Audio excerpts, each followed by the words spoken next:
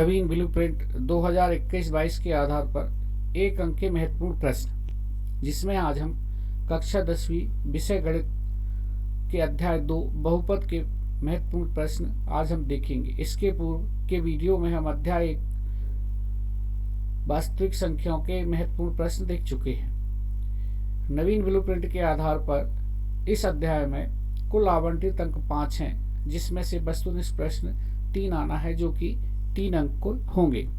वस्तुनिष्ठ प्रश्न जो कि सही जोड़ी, सही विकल्प, खाली स्थान, एक वाक्य में उत्तर आदि के रूप में रहते हैं, परंतु यहाँ पर हम इन प्रश्नों को सुविधाजनक दृष्टि से ध्यान रखने के लिए या याद करने के लिए हम खाली स्थान या एक वाक्य उत्तर के रूप में यहाँ देख रहे हैं, परंतु आवश्यक नहीं कि इस प्रकार प्रश्न आए।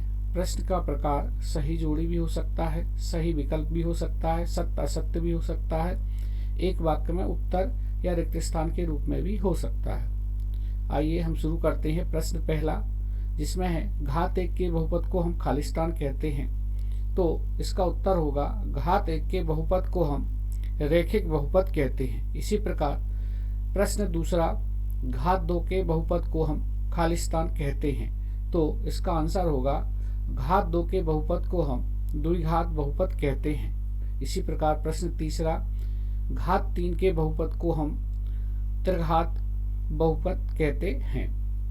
प्रश्न चौथा, जिसमें है रैखिक बहुपद के अधिकतम शून्य खाली स्थान होते हैं, तो रैखिक बहुपद की जो घात होती है वह 1 होती है, तब हम कहेंगे रैखिक बहुपद के अधिकतम शून्य जो हैं वो 1 होता है। इसी प्रकार द्विघात बहुपद के अधिकतम शून्य खाली स्थान होते हैं, तो इसका आंसर होगा द्विघात बहुपद के अधिकतम शून्य 2 होते हैं। इसी प्रकार त्रिघात बहुपद के अधिकतम शून्य जो होते हैं वह 3 होते हैं। प्रश्न सातवां, रैखिक बहुपद का व्यापक रूप खाली स्थान है, तो रैखिक बहुपद का जो व्यापक या मानक रूप जिसे हम कहते हैं वह होगा ax + b। प्रश्न 8, द्विघात बहुपद का व्यापक रूप खाली स्थान है, तो द्विघात बहुपद का जो व्यापक रूप होगा या मानक रूप होगा ax² + bx + c है। तथा इसी प्रकार यदि हम त्रिघात बहुपद का व्यापक रूप जानना चाहें, तो त्रिघात बहुपद का जो व्यापक रूप या मानक रूप होगा ax³ + bx² + cx + d। यहाँ पर यदि हम मानक रूप से देखें तो रैखिक बहुपद की अधिकतम घात 1 है, द्विघात बहुपद की सबसे बड़ी घात 2 है और त्रिघात बहुपद की सबसे बड़ी घात 3 है।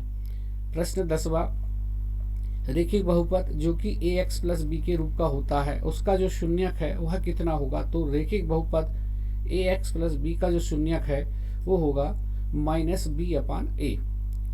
प्रश्न 11वां, द्विघात बहुपद ax² + bx + c के यदि शून्यक अल्फा और बीटा हों, तो शून्यकों का योगफल अर्थात अल्फा + बीटा कितना होगा।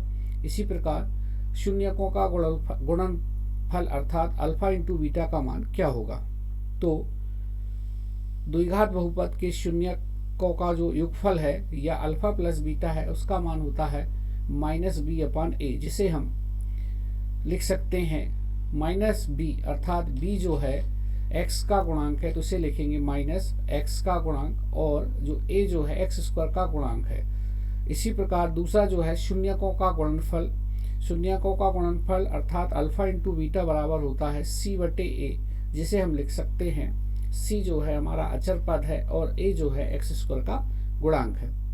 प्रश्न 12वां, त्रिघात बहुपद जो कि ax³ + bx² + cx + d के रूप का होता है, यदि उसके शून्यक अल्फा, बीटा और गामा हो, तो हमें शून्यकों का योगफल अर्थात अल्फा + बीटा + गामा का मान ज्ञात करना है।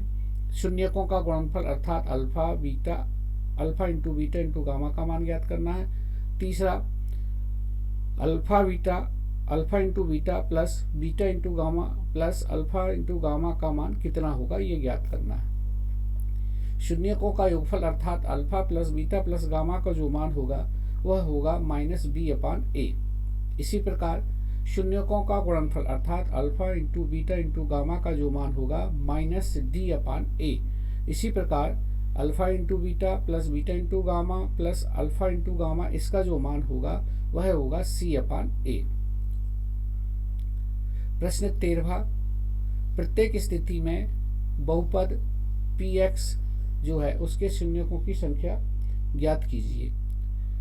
यहाँ पर एक चित्र दिखा है, इसमें हमें शून्यकों की संख्या ज्ञात करना है। इसके लिए हमें सबसे महत्वपूर्ण बात जाननी जरूरी है, जो कि यह है, यदि घात n के बहुपद का ग्राफ x अक्ष को अधिक से अधिक n बिंदुओं पर प्रतिच्छेद करता है तो अधिकतम शून्यक जो होते हैं वह n होते। अर्थात साधारण भाषा में यदि हम कहें तो किसी भी बहुपद का ग्राफ x अक्ष को जितने बिंदुओं पर प्रतिच्छेद करेगा उतने बिंदु उसके शून्यक होते हैं। यहाँ हम देखते हैं कि इस ग्राफ में बहुपद का जो ग्राफ है x अक्ष को 2 बिंदुओं पर प्रतिच्छेद कर रहा है, इस कारण यहाँ पर शून्यकों की संख्या 2 होगी। इसी प्रकार अगला प्रश्न देखें, इसमें ग्राफ जो है x अक्ष को किसी भी बिंदु पर प्रतिच्छेद नहीं कर रहा है, तो हम कह सकते हैं कि इस दिए गए ग्राफ से बहुपद के शून्यकों की संख्या 0 है, अर्थात इसके शून्यक 0 होंगे। इसी प्रकार अगला प्रश्न में यदि ग्राफ को देखें, इसमें भी यदि हम पूर्व की भांति जैसा हम जानते हैं कि बहुपद का जो ग्राफ है x अक्ष को जितने बिंदुओं पर प्रतिच्छेद करेगा वह उसके शून्यक होंगे। इस ग्राफ में x अक्ष को एक बिंदु पर प्रतिच्छेद कर रहा है, इस कारण इसके शून्यकों की संख्या 1 होगी, अर्थात इसका आंसर 1 होगा।